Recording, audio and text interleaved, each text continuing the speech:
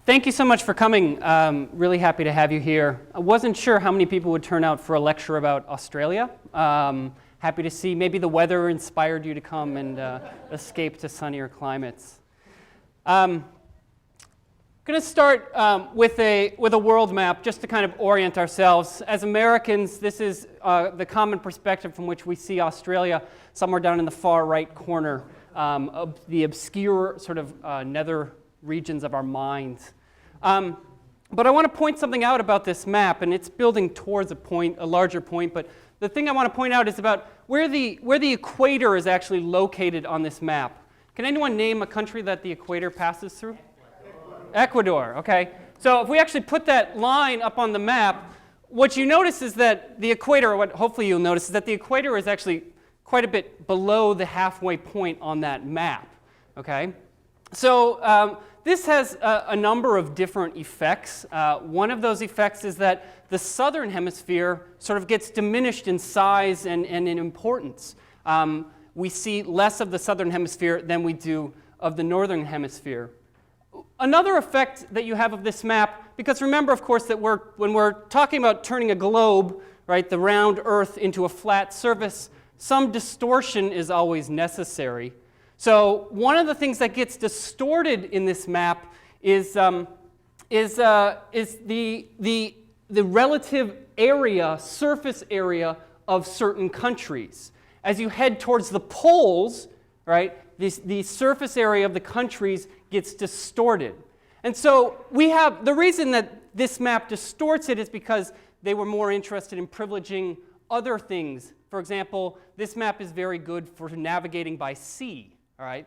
It's kind of a simple equation of putting a compass on the map and you want to go in this way and you just follow a very simple bearing. All right? But it distorts the things that I mentioned before, that surface area. So we can look, instead of this map, look at a different map. This map, harder to navigate by if you're going by sea, but what this does is, believe it or not, this is called the Hobo-Dyer Equal Area Projection Map, and the countries on this map are rendered in equal proportion to each other. So this is in some ways, all right, or at least in this one respect, a more accurate map, all right? Now I want you to look at a few, it looks probably squished to our eyes, doesn't it? It looks a little squished, especially up in the top. Look at the size of Greenland on this map compared to Greenland on this map, right? Greenland, in our minds, is this massive, massive landmass out there in the Atlantic Ocean, when in fact it's really not that large. If you look at Europe in this map, and then Europe in the earlier map, right? Europe is quite squarely in the center, firmly in the center of this map, and it's much larger than Europe in this map, okay? So this is the point I'm trying to get at is about the way in which we see the world, and the maps are one way in which one tool that has helped us envision the world, and yet consistently they've been misrepresenting it in certain ways. In particular, misrepresenting the southern hemisphere and the sort of importance of the southern hemisphere. Now I'm going to show you one more world map, all right, and this one's my favorite.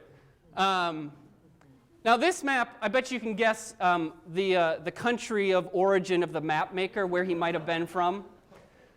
This is by someone who came from Australia, quite clearly.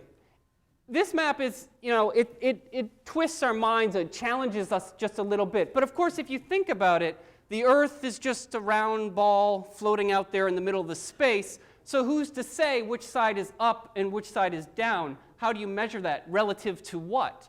So this map is just as true, as accurate as the earlier map, right? This map, which puts the southern hemisphere on top, is just as accurate as our maps that we're accustomed to, where the northern hemisphere is on top.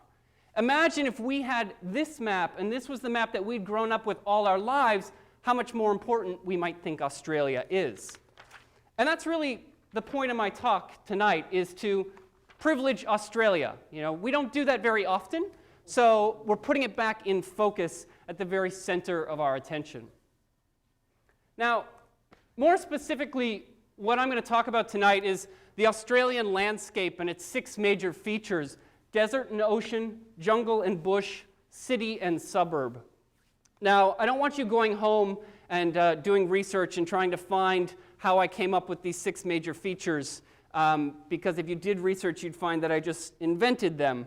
No one else talks about 6 major features of Australia. This is just something I've concocted for the purposes of this talk. But I think, in some sense, it does capture what are the major features, both in geological terms or geographic terms, and also in psychic or mental terms, how Australians envision their landscape. These 6 major features. Now, you might ask why I've brought these 2 subjects together for this talk, the Australian landscape and Australian literature. And the reason I brought them together is that early Australian writers wrote extensively about their landscape, right? It was the subject of a great deal of early Australian writing. Now, Australia has grown as a country, right? It's become a mining powerhouse in the world. In some ways, it's become a very minor economic powerhouse in the world. And yet, you have this continued fascination amongst Australian writers with their landscape, right? When you look at these 6 features, and you look at the way in which they've been represented in Australian literature, we can learn a lot about both Australian literature and Australian culture. Because the way these 6 features have been represented in that literature is not a static thing. So it's not that desert has been represented in one consistent way from the earliest Australian writers to now, right? It's not that jungle has been represented in one consistent way from the earliest writers till now. It's changed over that period of time, and in that change, we can find some sense of changes in the broader culture of Australia. So that's why I've brought these subjects together for this talk. Now, the next question that may occur to you, certainly occurred to me, is why this obsession with landscape? Why have Australian writers, since Australians began their earliest writing, always been fascinated with the landscape? And I swear, this is going to be my last map, world map anyway. My wife tells me I have an obsession with world maps. Lots of images of world maps. This is a map of colonial possessions in the year 1900. Right? Colonized countries and the countries that colonized them in the year 1900. So you notice the United States is actually the United States at that point because it was no longer colonized. But you can see, for example, Great Britain. You can see the colors of Great Britain scattered all throughout Africa and in India and indeed in Australia. Now this map and this history of colonization is what I would argue has resulted in Australians' obsession with the landscape, or especially Australian writers' obsession with the landscape. Early Australian writers looked to their landscape as a source of national pride. They were attempting to distinguish themselves from their colonial overlords, to distinguish themselves from the British people who had colonized that country. But of course, a lot of countries were colonized, and a lot of countries wanted to distinguish themselves in some way. But what I'm saying, though, is that Australia has tried to do that in a relatively unique way, that its fascination with the landscape is somehow unique to Australia. Maybe not, it's not the only country that's done it, but it's done it in a way that other countries have not. So why is it unique? Well, that's because as a colonized country, Australia has a relatively unique history. Australia is what we call a settler colony. That's settler as in S-E-T-T-L-E-R. This is to be distinguished from the other kinds of colonies. When the British came to Australia, what they were looking to do was settle it. They were looking to claim land. Whereas where the British went to most other countries, they were looking to claim resources or people. It was about taking things from those countries and bringing them back to England. In Australia, as a settler colony, much more interested in claiming the land itself. So there starts this kind of fascination with the landscape. Land was a commodity to be settled, to be colonized. Now, can you think of some other settler colonies that might be out there? There are a few more. The United States, right? The British came to the United States to settle the United States, as opposed to, well, lots of countries came to the United States to settle the United States, as opposed to exclusively take its resources and go. Where else? Iceland. I don't know anything about Iceland. You could be right. I don't know a thing. Where else? Just north of the United States? Canada? Others? New Zealand? South Africa? Ireland. Ireland was, in many respects, a settler colony as well. Right? Now, when we think about settler colonies, though, there are important distinctions to be made even among those settler colonies. Right? In the United States and in Ireland, these are the two settler colonies that have a history of rebellion, where the people of these countries rose up and overthrew the colonial overlords. And in that act of rebellion, in that act of revolution, those countries have found a national myth, a story of origins, something that the people of those countries can cling to look to for meaning, for a sense of a strong cultural identity, what makes us unique. That's not the case in a country like Australia or in a country like Canada, which in many ways have very similar histories, at least in relation to colonization. So they don't have this story of rebellion or revolution to look to for cultural meaning. They also don't, like some of these other countries, for example, the African countries, India, Pakistan, they don't have a history of, these countries in Africa, India, they have an indigenous population, a native population that remains a very large percentage of the population inhabiting that country. You know, the majority of people are indigenous to those areas. In Australia, the Aboriginal people, the native people of Australia, are such a small percentage. So they have neither this story of revolution, nor do they have this indigenous heritage to look to for a sense of cultural identity. And so what do they turn to instead? They turn to the landscape. Right? And so that is, at least in part, or I would say in large part, explains Australian writers' fascination with the landscape. So let's actually talk about that landscape.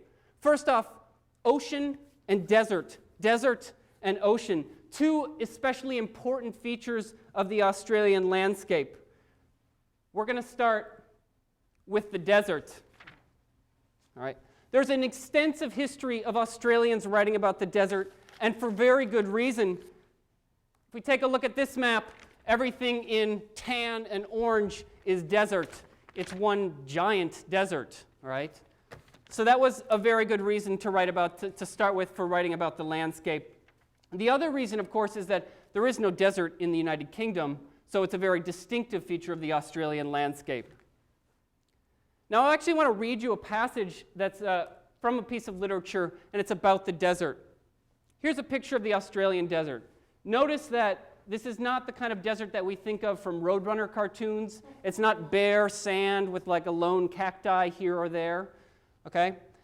This desert is actually quite scrubby, a lot of brush, grasses, difficult to navigate through. I want to read you a piece of literature that comes from an early Australian explorer trying to cross this desert. Now, this comes from his journals. His name is Ernest Giles, who tried to cross the Australian desert with his partner. His partner died. Giles made it out alive, which is why we have this record. So imagine walking through this and reflect on Giles' situation. I sat in what shade the trees afforded and reflected on the precariousness of my position. I was 60 miles from water and 80 miles from food. My messenger could hardly return before 6 days, and I began to think it highly probable that I should be dead of hunger and thirst long before anybody could possibly arrive. After I had thoroughly digested all points of my situation, I concluded that if I did not help myself, Providence wouldn't help me. By next morning, I'd only got 3 miles away from the kegs, and to do that I traveled mostly in the moonlight. The next few days I can only pass over as they seemed to pass with me, for I was quite unconscious half the time, and I only got over about 5 miles a day.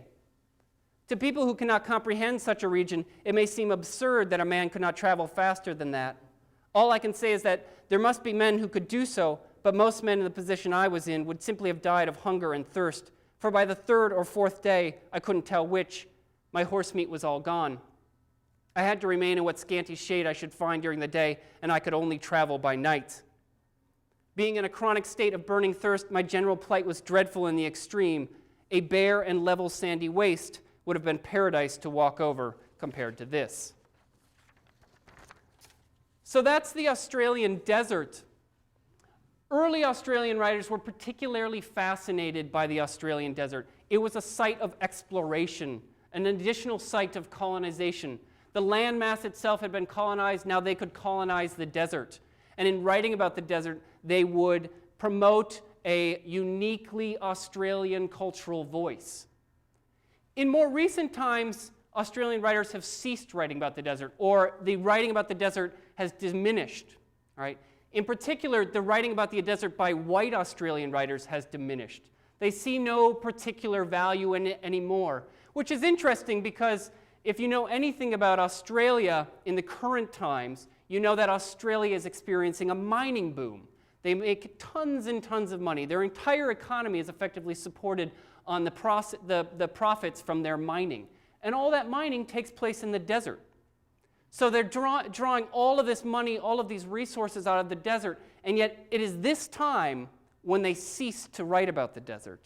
It's no longer an important source of cultural identity for Australian writers, or at least for white Australian writers. Instead, in its place, you have some of the newer Aboriginal Australian writers, the Indigenous people of Australia, the native people of Australia, who are finally starting to reclaim this landscape through literature. So what I want to read to you now is a passage from Alexis Wright. This is her book, Plains of Promise, which was published in 1997. Alexis Wright is a terrific Australian writer from the northeast corner, Queensland, Australia. The land had turned into a brilliant carpet in bright shades of green moments after the rain finally stopped. As far as the eye could see, soft spikes of grass fluttered in waves. The dead clumps of old grass, charred black from bushfires months ago and smelling of moist charcoal, lay flattened beneath the abundance of new growth. The land rejoiced. The words of the world whistled by in an endless murmur of repeating rhythms, a mother's songs of quietness after the time of giving birth.